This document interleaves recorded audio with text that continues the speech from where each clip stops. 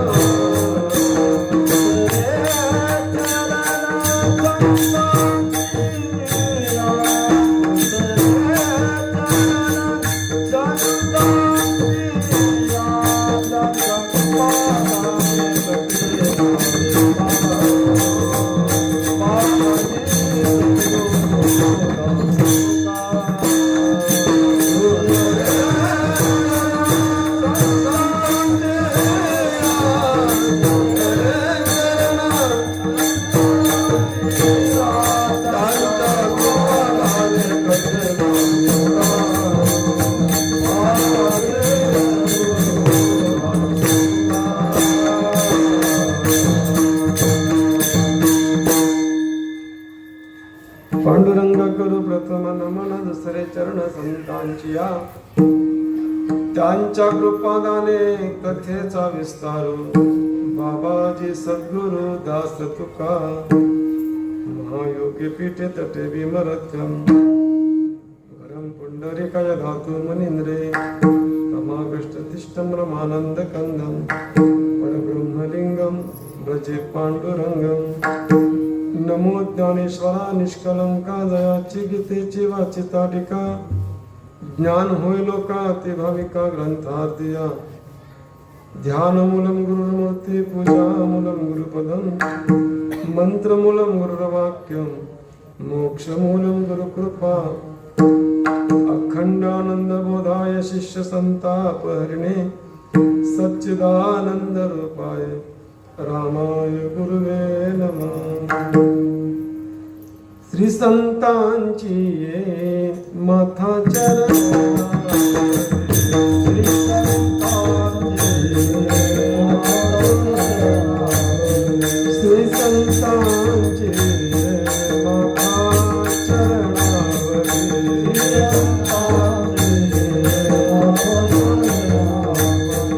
साष्टांग हे दंडवत, साष्टांग हे करी दंडवत. विश्रांती पावलो समाधि, वाढले अंतरी प्रेम सुख. साष्टांग हे करी दंडवत, साष्टांग हे करी दंडवत.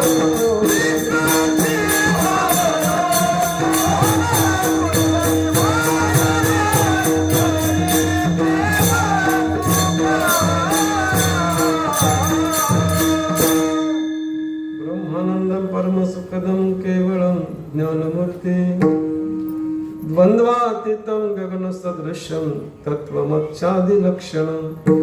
एकं नित्यं विमलाचलं सर्वाधि साक्षीभूतं, भावातीतं त्रिगुणरहितं सद्गुरुं तं नमामि. मनोजवं मारुततुल्यवेगं, जितेन्द्रियं बुद्धिमतां वरिष्ठं.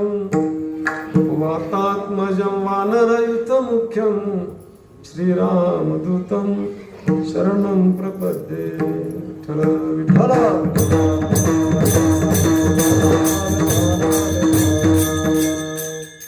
प्रेमळ संत सज्जन मायबाप, समर्थ सद्गुरू तुकाराम सखाराम बाबा बतारे,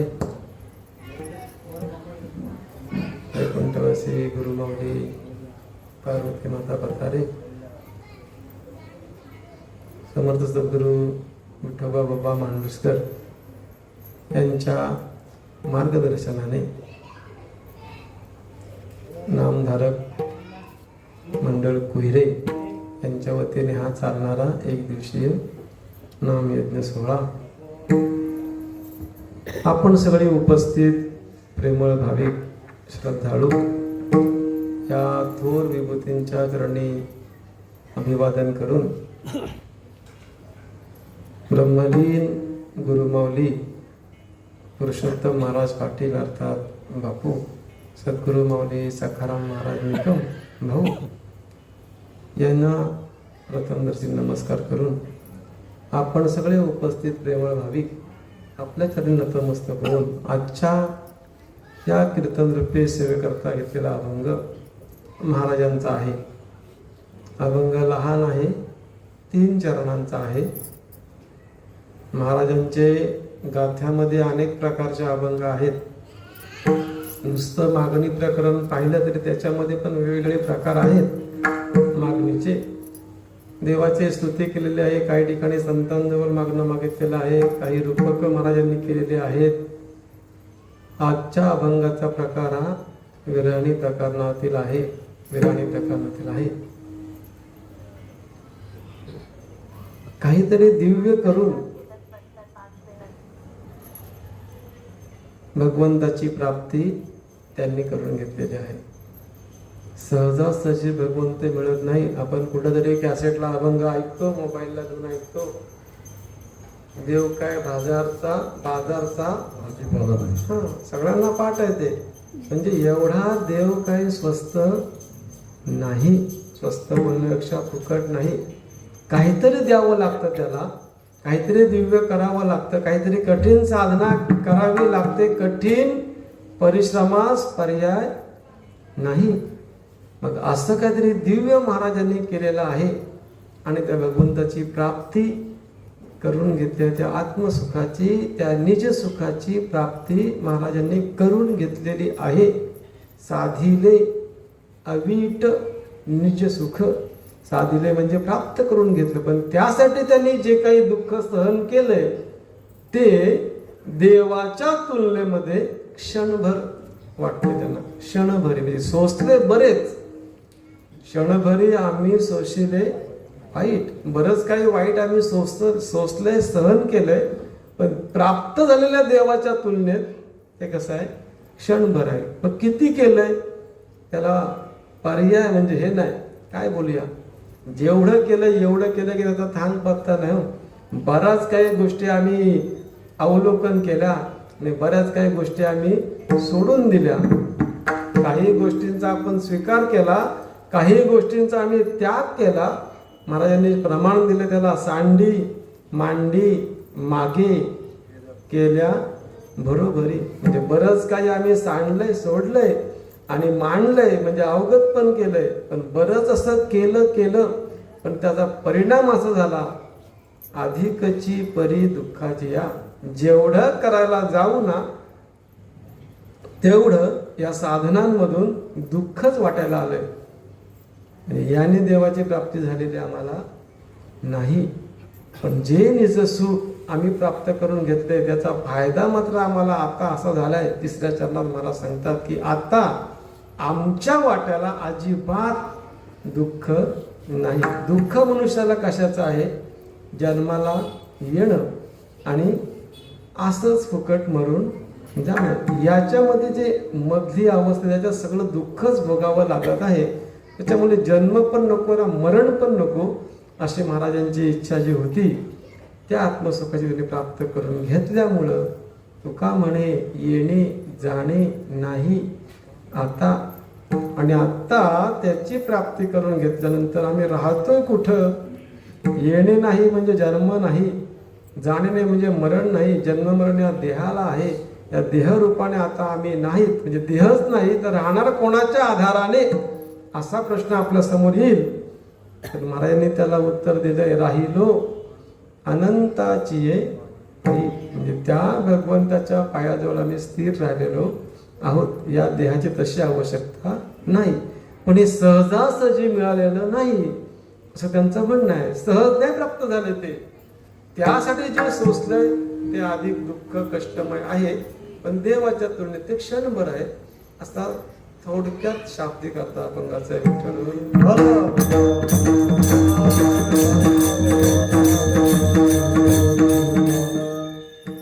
असो. गेली 15 वर्ष हा कार्यक्रम इथं सुरू आहे. बाबांच्या मार्गदर्शनाने आपण सगळे नामधारक आहात. वन्य भेंसेवाडी सगळीच नागोटणा परिसरातील आपल्या सहकार्याने आणि कुयरे ग्रामस्थांच्या वतीने कार्यक्रम होत आहे. कार्यक्रम आनंदमय आहे की दुःखमय आहे? तो आनंदमयच आहे. आपण आपल्या दुःखाची, आपल्याला जे दुःख होते ना ते दुसऱ्यावर आपण अवलंबून ठेवतो. आपला आनंद दुसऱ्यावर अवलंबून ठेवतो. त्याच्यामुळं दुसरा मनुष्य आपली काय करतो, फसवणूक करतोय आणि आपण दुःखरूप होतोय. प्रत्येक वेळेला असं होईल असं नाही ना. आपला आनंद आपल्या स्वतःवर असावा अवलंबून. त्याला दुसऱ्यावर ठेवला की आपल्या वाट्याला दुःख हे येणारच. कधीच असं समजू नये. बापू नेहमी एक वाक्य बोलायचे, तुम्ही माझ्या बरोबर सगळे आहात. मी दुनियाभर सांगितला हे सगळे माझे पोरं आहेत. ते मला माहिती आहे माझ्या बरोबर कोण नसतं. तर ते वैयक्तिक बोलणं असायचं. अगदी शेवटच्या कीर्तनात त्यांचं प्रमाण आहे, अंतकाळी कोणी नाही सोडविता. आता अभंग त्याला बालसेला ह्या अभंग कीर्तनामध्ये हे प्रमाण त्यांनी मुद्दाम बोलून दाखवले. अंतकाळी कोणी नाही सोडविता, पुत्र बंधू कांता संपत्तीचे विठ्ठल. व्यवहाराचा आनंद झाला आणि आपण परमार्थामध्ये तिथं पण तेच आपल्याला वाटतं की अजून पक्वा जोला येत नाही. बाबा कितीपर्यंत साथ करणार म्हणजे दुःखी व्हायचं का? त्यांना म्हणून नाही आले ते तर आपण घ्यायचं. आले तर आपला आनंद आहे, त्यात काही शंकाच नाही. गाणार आहे कोण येणार आहे, टेम्पो येणार आहे का, बाबांना बोलू घालायचं आम्ही येऊ, पण सांगता येत नाही. मग तो सांगता येत नाही शब्द खरा झाला हो. त्याला कारण पण असे की तिकडे कीर्तन 2-3 ठिकाणी आहेत. महाराजांचं नित्यानंद महाराज मांडवकरांचं पण कीर्तन तिकडे आहे. तिकडे पण काही मंडळी गेली. सगळीकडे विखुरले गेल्यामुळे ठेविले आनंद हे प्रमाण आता पाठ करायचा. फक्त ऐसेची राम याने चित्ते असू द्यावे विठ्ठल विठ्ठल. आपण आपलं सुख दुसऱ्यावर अवलंबून ठेवतोय, आनंद दुसऱ्यावर अवलंबून ठेवतोय. त्याच्यामुळे आपल्याला ते दुःख देणारच. येरती माईके असं प्रमाण महाराजांचं आहे. दुःखाची जनिती ती सगळी दुःख देणारीच आहे. दुःखाला जन्म देणारी माणसं त्यांच्याकडनं आनंदाची सुखाची अपेक्षा करूच नाही. मग इथं शोधून आपल्याला ते सुख मिळणार आहे का? नाही मिळणार. हे एवढं आपण चिंतन करतो कशासाठी? त्यांनी आत्मसुखाची प्राप्त करून घेतली. निज सुख, निज म्हणजे स्वतःच, आणि आपण ते सुख विषयामध्ये शोधतोय. विषयामध्ये शोधल्यावर विषयाचे अशी माऊली बोलली, विषयाचे समसुख, बेगडाची बाहुली आणि आभराची सावली.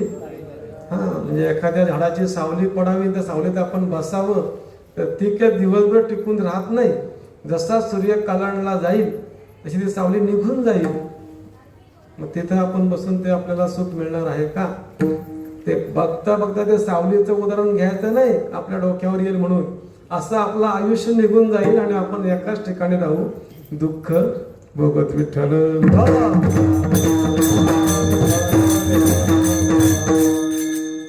प्रमाण मस्त आहे ते. आयुष्य जात आहे पहा, आयुष्य जात आहे पहा.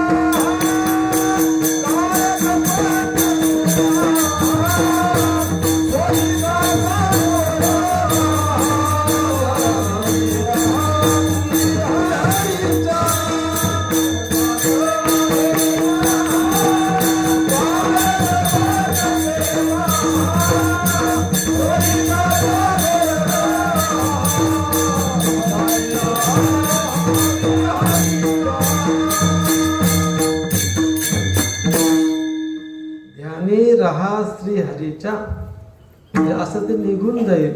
आणि जे प्राप्त करून घ्यायचं आहे, ज्या सुखाची प्राप्ती करून घ्यायची, ते सुख काय आपल्याला प्राप्त करता येणार नाही. मग ते प्राप्त करण्यासाठी आपली तयारी पाहिजे ना. आपल्याला वाटतं की समोरच्या मुलाने सुंदर गाडी घेतलेली आहे 1.5 लाखाची, आता त्या रेंजमध्ये किमती आल्यात 2 लाखाची बोलूया, आपल्याला काय पैसे द्यायला लागत नाही. आणि मग आपण सकाळी 10 वाजता उठणार आणि आपण पण तशीच अपेक्षा करणार की आपल्याला पण तशी गाडी पाहिजे. मग ते तशी गाडी तो सकाळी रोज लवकर उठतो, नागोठण्याला जातो स्टेशनला, तिथून तो मुंबईला कामाला जाणार.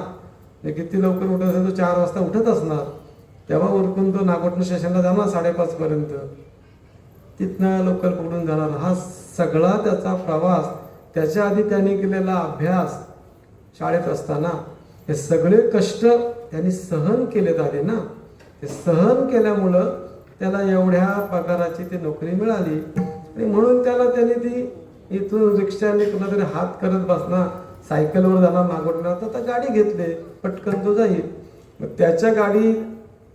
त्याच्याकडं आलेली गाडी त्याला सहज प्राप्त झालेली नाही. त्याला त्या गाडीचं सुख उपभोगायला मिळतंय, पण त्याला ते सहज नाही. त्याला जे सुख मिळते ते आपल्याला पण मिळावं असं वाटतंय, पण त्याने जे कष्ट केले, त्याने जे सहन केलंय ते आपल्याला करावं असं वाटत.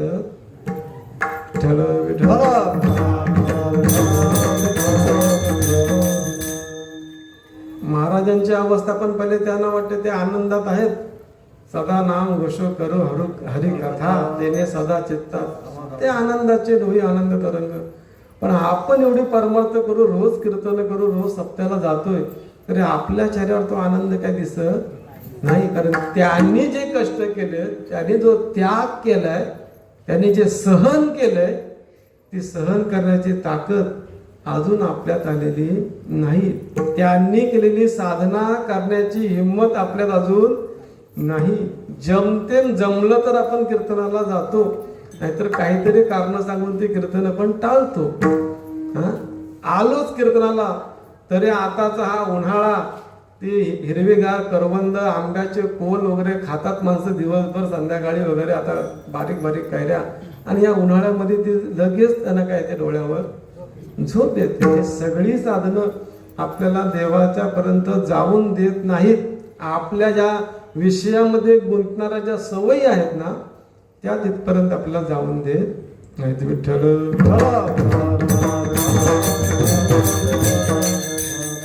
बापू सांगायचे, अरे खरा परमार्थ हा नाही बाळा, आपण हे जे करतोय ना ते नाही. कीर्तनाला आल्यानंतर कीर्तनातून, प्रवचनातून किंवा साधू संतांच्या मार्गदर्शनातून काहीतरी अशा गोष्टी आपण अवगत कराव्या आणि त्याचा आपल्या जीवनामध्ये थोडा बदल करावा, परिवर्तन. आधी आम्ही असे होतो आणि आता बाबांकडून ऐकून म्हणा, बापूंकडून ऐकून म्हणा, हा एक बदल माझ्यामध्ये मी केला आणि त्याचा नित्यनेम रोज चालू ठेवला, तर ते परमार्थिक सुरुवात.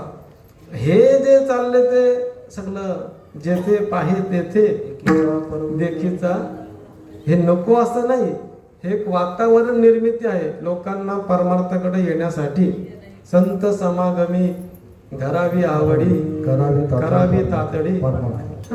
ती संत संगतीची आवड धरावी, या परमार्थात येण्याची घाई पण करावी. पण आल्यानंतर जो बदल रोजच्या कीर्तनातून आपल्याला व्हायला पाहिजे तो होणं गरजेचं आहे. आपण एवढ्या बापू म्हणाचे एवढ्या वाऱ्या करतो, एवढी वर्ष झाली वारीला, एवढी वर्ष झाली सप्त्याला, पण आपल्यात बदल काय झाला? आपण सोडलं काय? त्याचा कधी कोणी हे केलंय का? मोजमाप केलेलं आहे का? ते जर नसेल तर आतापर्यंत परमार्थ काहीच आपल्याकडून घडला नाही. विठ्ठल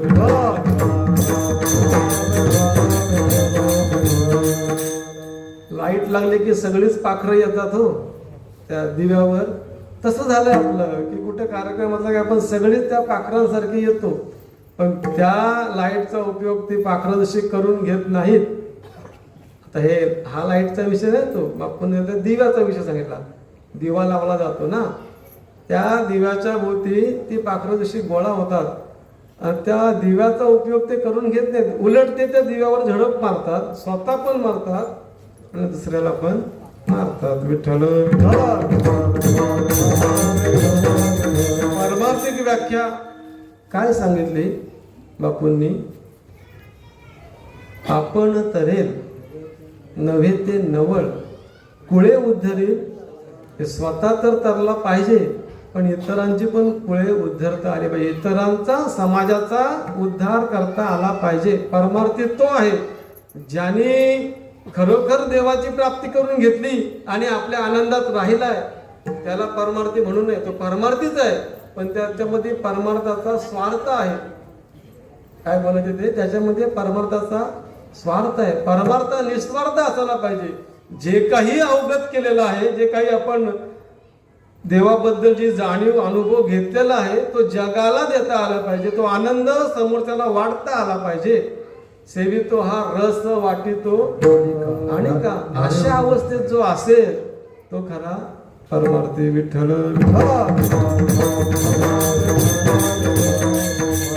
आजचा अभंगाचा विषय कसा की त्यांनी ही प्राप्ती करून घेतली आणि मग कोणाला तरी असं वाटावं साधकाला की आम्हाला पण ह्या सुखाची गरज आहे. आपल्याला त्या सुखाची गरज वाटत नाही म्हणून ते प्रयत्न नाही. ज्याला गरज वाटते ना त्याला ते करावं असं वाटतं. जो पाय भाजत इथून नागोठण्याला जाईल गरिबीमुळं, मग तो पाय भाजत जातो ना. एखादा दुसरा मनुष्य किंवा दुसरी पोरं मस्त बुटं घालून जातात, कोण सायकलवर जातोय, ज्याच्याकडे पैसे आहेत तो बाईक घेऊन जातोय, असं होतं की नाही? पाय भाजणाऱ्यांनी काय लक्षात घ्यायला पाहिजे की माझ्या वाट्याला ही परिस्थिती आली खरी, पण हिला परिवर्तन करण्याची ताकद अभ्यासामध्ये आहे. जर मी अभ्यास केला याच्यामध्ये पण राहून आणि जर उत्तम मार्क मिळवले, जर चांगली नोकरी लागेल, मग चप्पल पण घेईन, गाडी पण घेईन, बंगला पण बांधेन ना. या सगळ्या गोष्टी नंतर आल्या हो, पण ती स्टेप म्हणजे ती अभ्यास करण्याची तयारी आपली पाहिजे. आपल्याला ते हेतू आपला पुढचा नाही आहे ना, की मला असं मिळावं असा हेतूच नाही, म्हणून आपण इथं सगळे रेंगळत बसलेलो आहोत. जो उद्देश हेतू पाहिजे परमार्थात येण्याचा तो आपला नाही आहे. त्या मुलाचा जर हेतू शाळेत जाताना तो असेल की मला मी पाय भाजत आलोय खरं, पण यातून मला सुटका करायची आहे, तर तो अभ्यास मन लावून करेल. त्याला सांगावं लागणार नाही संध्याकाळी परीक्षा जवळ आले, लग्नाला जाऊ नको, हल्दीला नाचाला जाऊ नको, आणखीन कुठं जाऊ नको, पिक्चर बघायला जाऊ नको, मोबाईल घेऊ नको, ह्या गोष्टी त्याला सांगाव्या लागणार नाही. त्याला जाणीव असते परिस्थितीची, मग त्यातून तो मार्ग बरोबर काढतो. तसं आपल्याला ह्या सगळ्या गोष्टी आता अनुकूल आहेत. आता ही व्यवहारातली प्रतिकूल परिस्थिती वर्णन केली, आपल्याला सगळ्या गोष्टी अनुकूल करून दिल्या बाबांनी. आता आपल्याला फक्त परमार्थिक उद्दिष्ट लक्षात ठेवून आपल्यामध्ये रोजचं परिवर्तन करावी, साधना अवलंबावी, थोडंसं देवाजवळ बसावं, थोडीशी नामसाधना करावी. बाकीची ही काही कीर्तनाची आपण जी बोलतो ना सगळी, ती काही परमार्थिक साधनं नाहीत. विठ्ठल सगळं साधं आणि सोपं साधन तेच आहे. नाम परते जगी साधन सोपे नाही, नाम परते जगी साधन सोपे नाही, नाम परते जगी साधन सोपे नाही.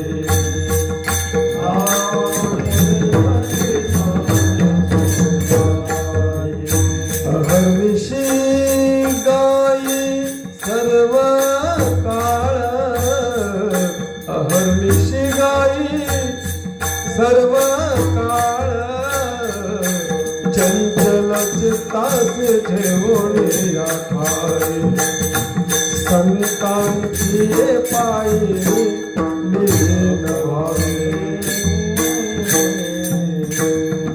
साधन ते सांगितलंय, नामा परते जगी साधन सोपे नाही, अहर्निशी गाई सर्व काळ. म्हणजे सातत्याने ते गात राहू, नाहीतर मग हे मन आपलं चंचल आहे, चित्त चंचल आहे, त्याला तरी संतांच्या चरणाजवळ ठेवा हो. चंचल चित्ताशी ठेवून या ठाई आणि संतांचे पायी लीन व्हावे. ह्या गोष्टी करता येतील. ही साधनं सोडून आपण बाकी सगळं करायला लावतो. एक तर नामस्मरण करत नाही, एक तर संतांवर आपला विश्वास नाही, त्यांची सेवा हा तर फार दूरचा.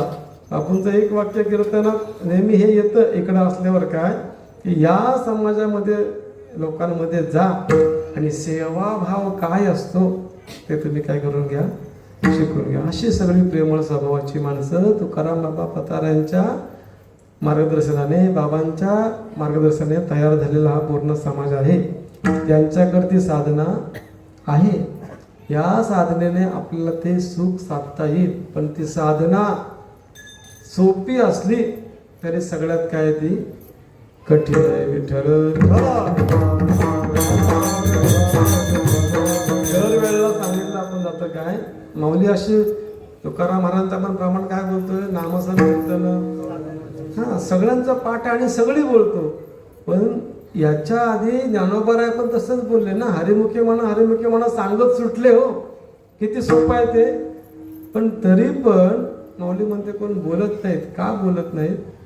विरळा जाणे ज्ञानदेव म्हणे नाम हे सुलभ. सुलभ म्हणजे सोपं आहे, पण सर्वत्र दुर्लभ.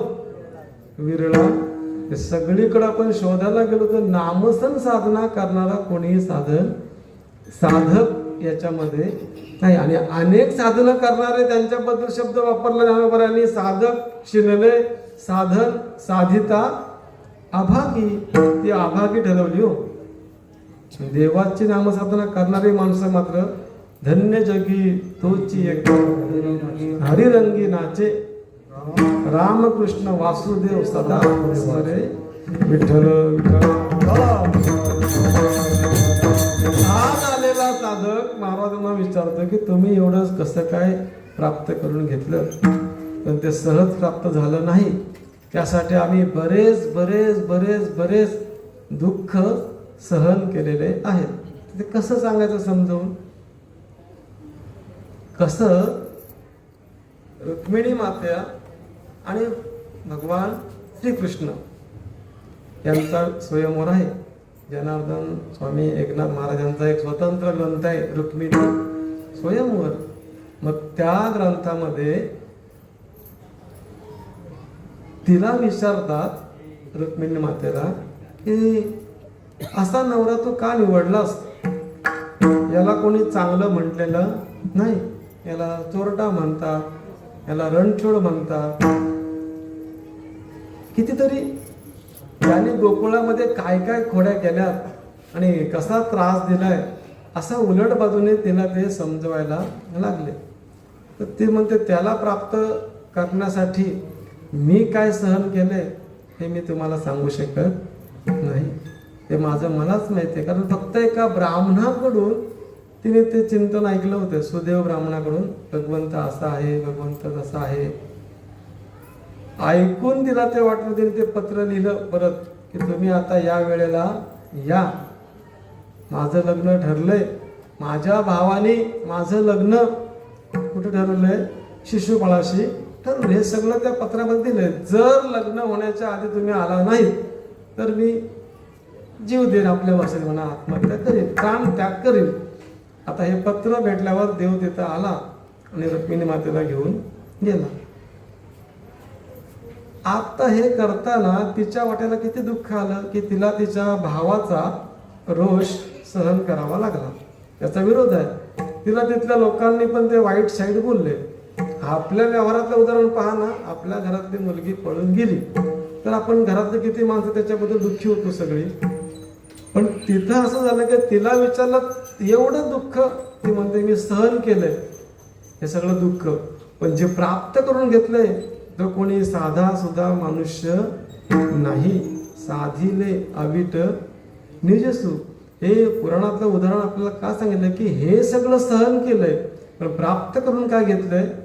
भगवंताला, अर्थात भगवान श्रीकृष्णाला. महाराज पण तसंच सांगतात की या गोष्टी करताना या संसारामध्ये या व्यवहारामध्ये मला सगळ्याचा काय झाला? त्रासच झाला. बराच त्रास झाला. संसाराच्या अंगी तापलो मी अवघीचं व्यसन आहे आम्ही या कीर्तने आणि अजून काय संसाराच्या तापे